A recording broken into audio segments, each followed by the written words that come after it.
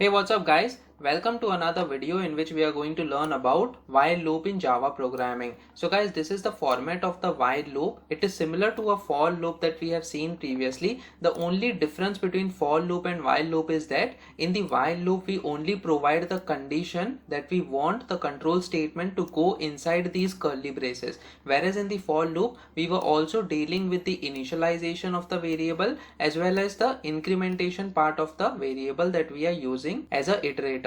So guys, this is the format. After the while keyword, inside the brackets we have the condition up to which the iteration should go, and then inside these curly braces we have the block of code to get executed. So guys, this we are going to understand with the help of examples. Also guys, we are going to see the do while loop, which will help us in order to execute the block of code that is inside these curly braces at least once. So guys, what happens is, let's say if I is not less than 5 in this case during the first step, so no line of code will get executed from this block of code. But guys, the do keyword over here will help to execute this block of code over here at least once. And then guys, the while condition will help us check whether the condition is satisfying or not, and then going back again to the block of code after the do keyword. So guys, let us understand all this with the help of examples over here. So guys, first we will understand the while loop. So let us say we have an integer I. So I, it is equal to 0. So we have to initialize the integer outside the while loop over here, because in the while loop we will only have the condition and the incrementation part. So guys, we have initialized the variable I over here. Now we want to print the first 5 numbers. So let's say we want to go from 0 to 4. So guys, what we will do is, after this while keyword we have the open and close brackets, and then what we will do is I less than or equal to 4. So we are including 0, so it will be 0 to 4. That means the first 5 numbers. And then guys, after this condition, that is I is less than or equal to 4, we will have the curly braces. So we have open and close curly braces, and then inside this, let us say we want to print the numbers, that is we want to print the I value. So guys, we will do system.out.println, and instead of this println, what I'm going to do is I'm just going to use the print so that all the numbers will get printed on the same line. So guys, what we will do over here is we will put the value of I, that is I, and then we have to append it by a space character. So after the plus operator we will do double quotes and then a space character inside this double quote.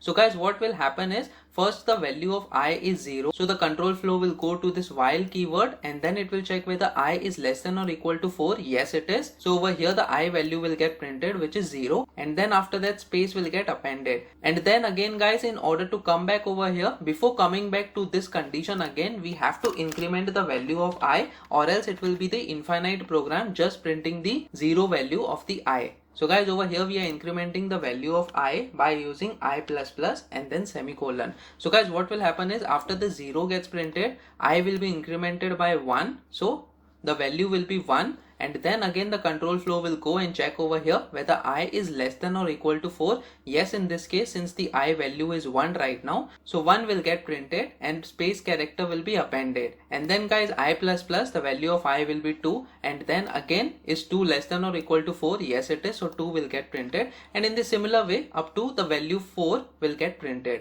And once the value 4 is getting printed, I++ will make the value of I equal to 5 over here, and then the control flow will come back again to check whether the value of I, which is 5 right now, is it less than or equal to 4? No, in this case. So the control flow will come out of this while loop, and in this way we can easily print the numbers from 0 to 4. So guys, let us save this file and try running this code.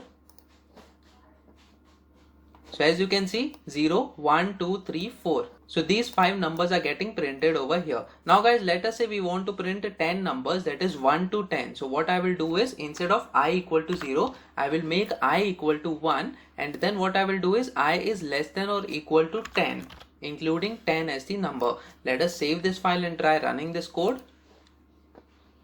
So guys, as you can see, 1, 2, 3, 4, up to 10 numbers are getting printed over here. And in this way, we can easily use the while loop as an alternative of a for loop. So guys, it depends on you whether you want to use the for loop or a while loop. Now guys, another important variation over here of the while loop is a do while loop, which will help you to execute the block of code at least once. So guys, what I will do over here is, before showing you the example of a do while loop, what I will do is, the I value is 1 over here and I want the condition to be I less than 1.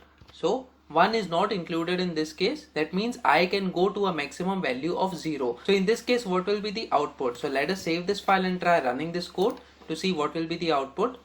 So guys, as you can see, it shows terminated. That means nothing gets printed over here. That's because I value is 1 right now and I less than 1 no in this case. So the control flow did not go inside this block of code in order to print this statement. Now guys, let us say we want to execute this block of code at least once, irrespective of what is the condition in the while loop that we have mentioned. So guys, what we will do is, we will just cut this, and then after this block of code we will paste the while condition over here. So this is the way that we provide the do while loop, and before the block of code we have to provide the do keyword. So guys, what is happening over here, do keyword will help the control flow go inside this block of code and execute this line of code. That is, the value of I will get printed first, which is 1 right now, and then I plus plus. So the value of I will become 2 now, and then it will be checked whether I is less than 1 using this while keyword. Now guys, very important thing over here, whenever you're using a do while loop, after this while condition we have to provide a semicolon. So this is the syntax that we have to follow. So guys, let us save this file and try running this code.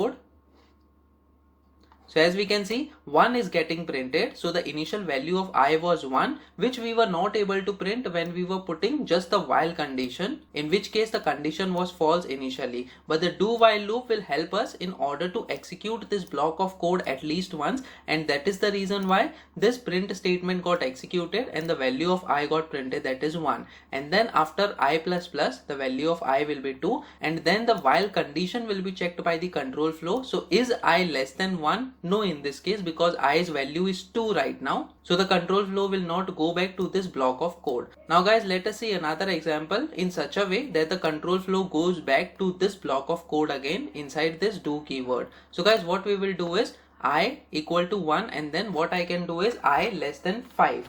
So let us see this. Let us save this file and try running this code.